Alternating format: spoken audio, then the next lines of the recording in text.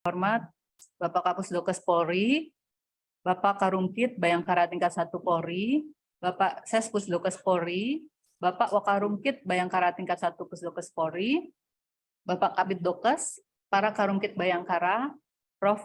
Cakrowibawa beserta para narasumber lainnya, serta peserta webinar yang saya hormati. Perkenankan saya membacakan materi webinar tentang radiodiagnostik pada kanker payudara. Slide. Seperti sudah dikatakan oleh Bapak Kapus, Bapak Karumkit, Dr. Chandra sebagai moderator maupun Dr. Dudan sebagai pembicara pertama, bahwa kanker payudara ini dari data Global Kanker tahun 2020 menempati urutan kanker yang terbanyak di dunia, dan juga dari data Kemenkes tahun 2020, kanker payudara juga menempati posisi pertama dalam jenis kanker terbanyak di Indonesia. Slide.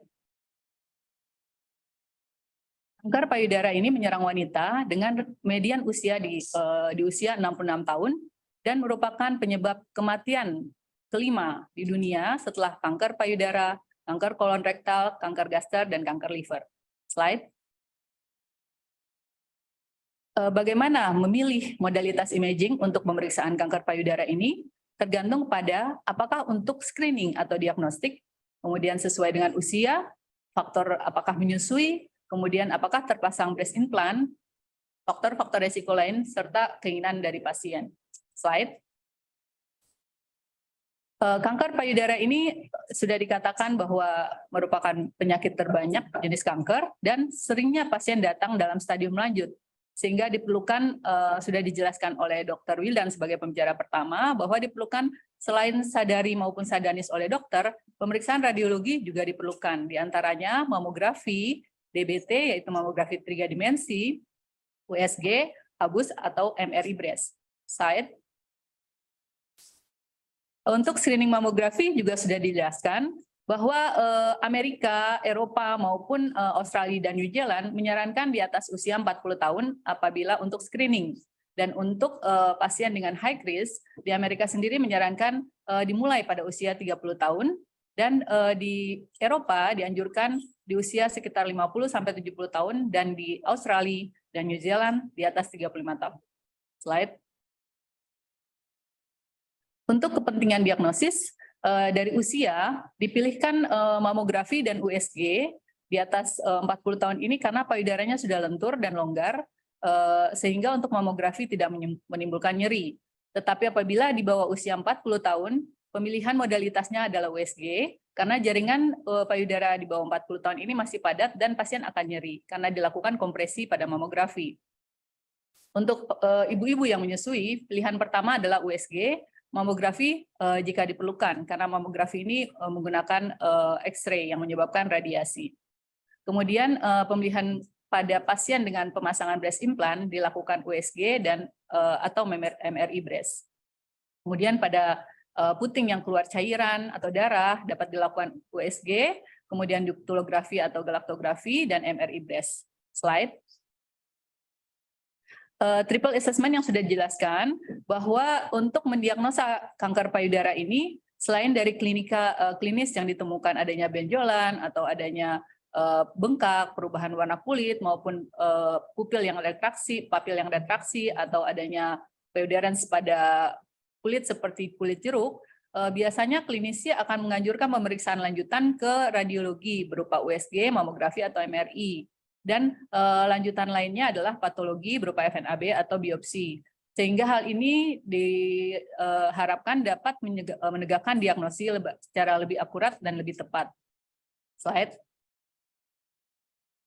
Untuk pemeriksaan radiologi diagnostik yang ada adalah mamografi, kemudian tomosintesis atau digital breast tomosintesis DBT, ini merupakan mamografi 3 dimensi. Kemudian USG dapat berupa USG Doppler, elastografi, maupun ABUS, automatic breast ultrasound. Kemudian MRI breast, duktografi atau galaktografi. Sementara MSCT scan, PET scan, dan bone scan ini adalah pemeriksaan untuk mendeteksi adanya metastasis dari kanker payudara. Slide. Mamografi, ini alat mamografi yang merupakan pemeriksaan radiologi dengan menggunakan sinar X low dose sekitar 0,4 milisievert, yang mana pada pemeriksaan ini dilakukan kompresi pada payudara, baik dari kraniokaudal maupun mediolateral atau mediolateral oblik. Mamografi ini dapat mendeteksi adanya mikrokalsifikasi pada payudara dan direkomendasikan seperti yang sudah saya jelaskan sebelumnya di atas usia 40 tahun. Jika ada lesi pada mamografi ini, akan ditambahkan pemeriksaan USG untuk menghindari adanya overdiagnosis dikarenakan pada payudara yang padat, lesi sering tertutup oleh jaringan payudara pada mamografi. Dari penelitian Muhammad Zeshan di tahun 2018 dari suatu jurnal, dikatakan sensitivitas sekitar 97% dan spesifisitas sekitar 64,5%. Slide. Tomosintesis atau digital breast tomosintesis atau DBT ini adalah mamografi 3 dimensi. Sama halnya dengan mamografi yang tadi, yang sebelumnya, cuma ini slice-nya lebih banyak sehingga gambarnya pun 3D. Jadi lebih jelas lesi yang akan kita periksa. Dari jurnal Mesir oleh Rena M. Neyman dan kawan-kawan di tahun 2021 dikatakan sensitivitas untuk mamografi 3D ini 100% dengan spesifisitas 97,7%. Slide. Untuk kontras enhanced mamografi atau CM ini merupakan mamografi juga, tetapi dengan menggunakan kontras IV yang disuntikan sebelum dilakukan mamografi. Dengan CM ini dihasilkan gambaran lesi yang menyengat pada pemberian kontras sehingga lebih jelas gambar pada mamografi. Dari penelitian yang dilakukan tahun 2021 di bulan Maret itu dibandingkan antara kontras enhanced mamografi ini dengan MRI dan gambar yang diperoleh di slide sebelah kanan itu ring enhanced pada suatu kanker pada suatu kista yang terinfeksi tampak jelas. Dari penelitian Vera Sorin di AJR 2018 dikatakan bahwa sensitivitas untuk CM ini 90,5 dan spesifisitasnya 76,1%. Slide. USG atau ultrasonografi ini biasanya yang sering rutin dipakai untuk screening mamografi, untuk screening payudara, dikarenakan alatnya mudah dan dapat terdapat di sebuah rumah sakit maupun pelayanan kesehatan dan lebih mudah dikerjakan serta tidak mengandung radiasi. Dengan mamografi dengan USG ini juga dapat memeriksa payudara yang densitasnya padat, yang pada mamografi kurang jelas, juga dapat dilakukan untuk breast implant dan lebih jelas membedakan antara lesi kistik, solid, kompleks maupun makrokalsifikasi, serta dengan tambahan Doppler dapat dilihat apakah lesi ini hipovaskularisasi atau hipervaskularisasi. Dari penelitian Mesir oleh Mustafa dan kawan-kawan dikatakan bahwa USG ini di tahun 2019 itu sensitivitasnya sekitar lebih dari 80% dengan sensitivitasnya lebih dari 100%. Slide. USG elastografi. USG elastografi sama dengan USG biasa tapi mempunyai program elastografi yang mana dasarnya adalah kanker payudara merupakan kanker yang solid dan kaku sehingga pada penekanan akan terjadi perubahan warna yang mana telah ditentukan skor dari elastografi ini, skor 1 bila dan 2 dan 3 bila jinak yang dominan dia berwarna hijau, sementara kalau padat dia akan berwarna biru. Pada skor 4 dan 5 itu menyatakan malignansi. Dari penelitian di Mesir oleh L-Score B tahun 2015 dikatakan sensitivitas 84,2% dan spesifisitas sekitar 84,6%. Slide. Untuk ABUS atau Automatic Breast Ultrasound, ini alat juga USG terbaru, dia otomatis dapat dilakukan pemeriksaannya oleh radiografer yang sudah dilatih, tapi perbedaan dengan USG yang biasa adalah probe-nya agak lebar dan bisa menjangkau lebih luas dalam satu kali pemeriksaan. Dikatakan juga jika ada area yang dicurigai dari mamografi ini dapat dilakukan pemeriksaan tambahan USG.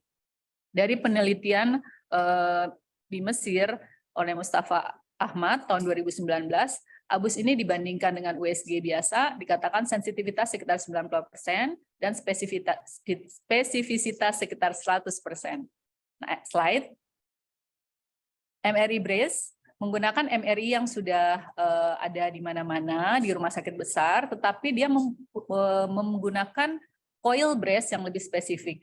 MRI ini dilakukan dengan dan tanpa kontras. Dilakukan MRI tanpa kontras, kemudian disuntikan kontras, baru dilakukan MRI lagi. Sehingga waktu pemeriksaan agak panjang, sekitar 30 sampai 45 menit. Tetapi ada teknik pas brace MRI itu cuma 10 menit, cuma memang gambarnya cuma sedikit dan kurang informatif. Kemudian MRI ini digunakan untuk screening pada wanita dengan resiko tinggi maupun ruptur silikon implan. Dari jurnal yang dilakukan oleh Riste M, MRI brace ini mempunyai sensitivitas lebih dari 80% dengan spesifisitas 80-90%. Dari MRI ini dapat dilihat pada kontras, dia tampak lesi dengan enhancement. Slide. Duktulografi atau galaktografi ini dipergunakan pada wanita dengan keluhan adanya keluar cairan dari puting susu atau darah. Pemeriksaan ini dengan memasukkan kateter mikro ke dalam puting, kemudian dilakukan memasukkan kontras iodium ke dalam saluran tersebut dan dilakukan pemeriksaan mamografi. Kemudian hasilnya akan tampak kontras mengisi duktuli dan alveoli. Dari penelitian yang dilakukan di Korea oleh Jun Jong Choi tahun 2018 dikatakan sensitivitas sekitar 94,1%. Slide. Ini gambaran duktulografi atau galaktografi yang mana kontras memasuki duktus sampai ke alveoli, dan dalam keadaan normal duktusnya akan semua teraliri kontras dan tidak ada irregularitas, kemudian diameter juga dari proksimal sampai distal akan teratur. Slide. Untuk duktulografi pada kanker yang tumor yang jinak, contohnya intraduktal papiloma, tampak gambaran filling defect-nya reguler. Kemudian kalau pada karsinoma banyak multiple filling defect yang irregular. Dari gambar yang kanan itu irregular pada duktus, dan yang di bawah juga terdapat filling defect yang irregular pada duktus disertai dengan makrokalsifikasi. Slide. Untuk menilai kanker payudara, yang dinilai dari pemeriksaan radiologi yang pertama adalah densitasnya.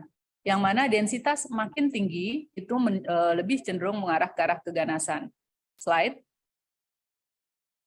Kemudian dari massa yang ditemukan kita ukur size-nya dari apel lateral panjang kali lebar kali tinggi, kemudian morfologinya dilihat batas dari lesi tersebut apakah bentuknya dari lesi apakah dia membulat, oval atau irregular amorph, yang mana ke arah irregular itu merupakan malignansi. Sementara untuk batas jelaskah atau sebagian jelas atau microlobulated atau tidak jelas atau speculated seperti spikula-spikula, yang mana bentuk speculated dikatakan lebih ke arah malignan. Slide. Ini dari pemeriksaan radiologi dapat dibedakan antara kista atau solid dan amorf pada keganasan serta jarungan payudara yang normal. Slide. Dapat dinilai juga kalsifikasi terutama pada mamografi, yang mana pada kalsifikasi yang amorf serta heterogen kasar ini ke arah BIRATS 4B, sementara yang bercabang linier atau bercabang itu untuk BIRATS 4C. Slide. Dilihat juga apakah ada asimetris pada payudara kanan dan kiri, dan bila ada yang lesi yang di asimetrisnya itu adalah merupakan lesi dari payudara. Slide. Kemudian yang kelima adanya arsitektural distorsi, yang mana pada kanker payudara cenderung menyebabkan ini. Slide. Untuk melaporkan hasil pemeriksaan radiologi, kita menggunakan BIRATS, Breast Imaging Reporting and Data System, oleh American College of Radiology, di mana dinilai massa di kanan atau kiri, kemudian kuadrannya, pada arah jam berapa, kedalamannya, dan jarak dari nipple. Slide.